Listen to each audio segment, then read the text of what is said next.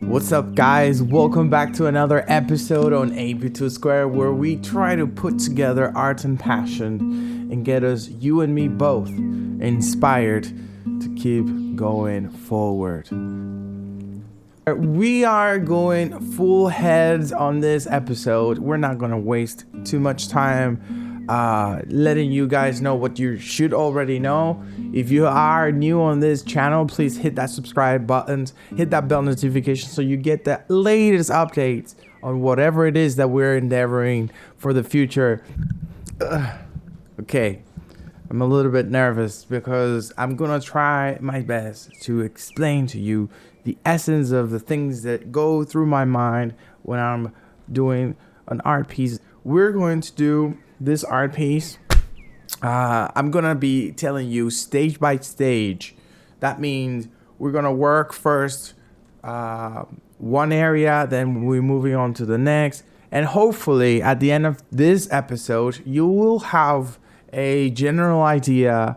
What do I do when I am, building this type of art pieces? So it's gonna be fun. Join me. Get ready. Get your pencil. If you have a digital app, I don't know, just whatever it is, take this time, subscribe, and then come and join me on this episode. It's gonna be fun, guys. So let's get right into it. If you look at my reference, right, here's my reference.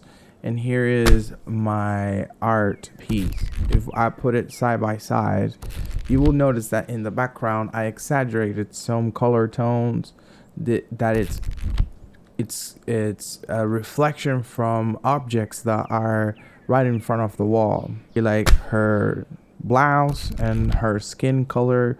If you look at the lower side of the elbow, there is this spot of white tint and somewhat orange. There's also like a rim of shadow that is also being projected on the wall, and there's this highlight going right above her and behind her head.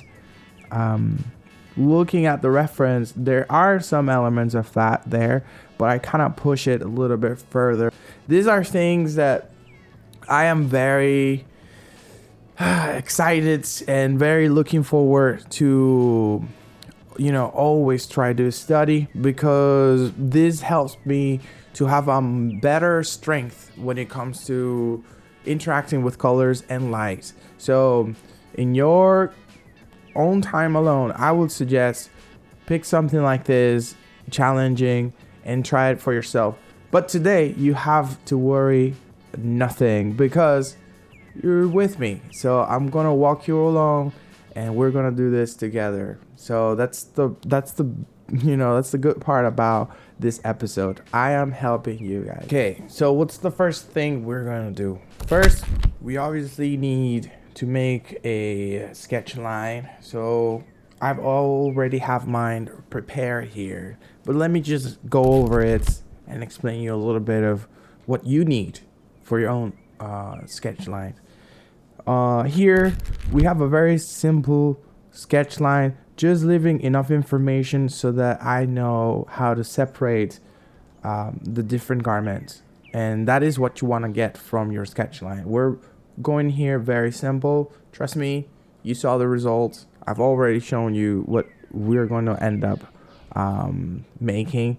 So yeah, a good way of trying to not get yourself overwhelmed, make a simple sketch line, just enough information where you can see where you're going to put the hair, the blouse, the pants, and whatnot.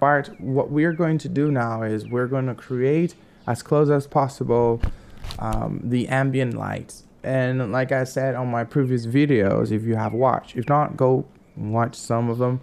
I preferred establishing the light source from the background, because that way I understand what needs to bounce and whatnot. So yeah, let's do the background here. Let's try to aim as much as we can the original reference. And I noticed that Like I said before, the reference had this green grayish tone, and you know, if you want to really make it suggestive, you need to, saturate your tone.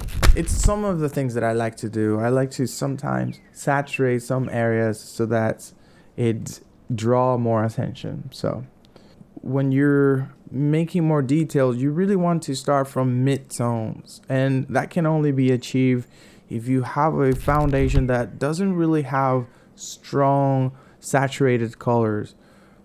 It is my approach, and so that is what we're going to stick with for the most part. Just similarly with what happened with the background, or what we did with the background, I want you to go right on the skin of the character or the subject that you're drawing, and put just the general colors that you see that you want to introduce to your character. For me, I noticed that my reference had this green projection of light being shown here on the face and lower side of the forehead.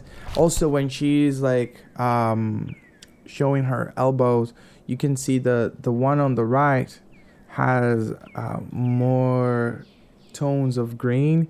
If you look at her blouse, there is this almost green, bright green color.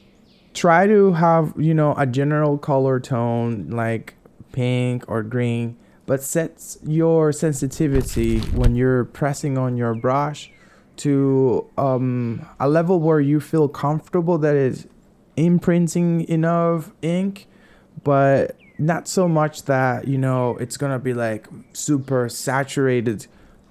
I want to show you how I made the nose, because I feel the nose is very key to what happened here on my rendering for the face. For the most part, the face it's been rendered in a very soft brush. There are hardly any hard edges. There is only this projection of light coming from the side, and I left that with some hard brushes. 3,600 seconds later. I feel like, wow, that's amazing, looking great. But when I zoom out, that's when I saw, oh well, it's looking too saturated. Let's bring that down.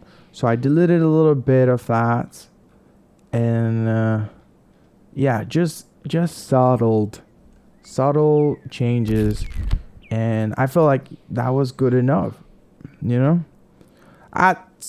Sometimes in other art projects that I've done, I would have taken hours, and I would say this is where you know whether you're maturing in your art process or not. It's when you make changes, you feel good about it, and instead of like going all at once, you'd be like, all right, that's fine, let's move on. So that's what we're going to do. Let's move on to another area. So let me tell you about the shader side of the shoulders. And the interesting thing about this is that here I was determined to not use black as shadow.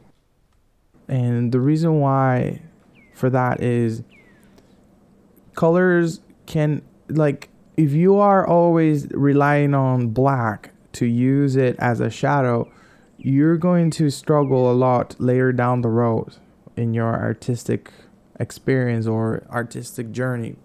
And the reason why for that is when you look immediately to the blouse, you will see that there are some shade, there's some like darkness, but it's not as dark as the hair. And some of the mistakes that we sometimes make is that, okay, so if an area is showing shadow, we're going to use black. But what are you going to do when you have a very dark hair, such as her, and then you have a very light color as we have here with the blouse?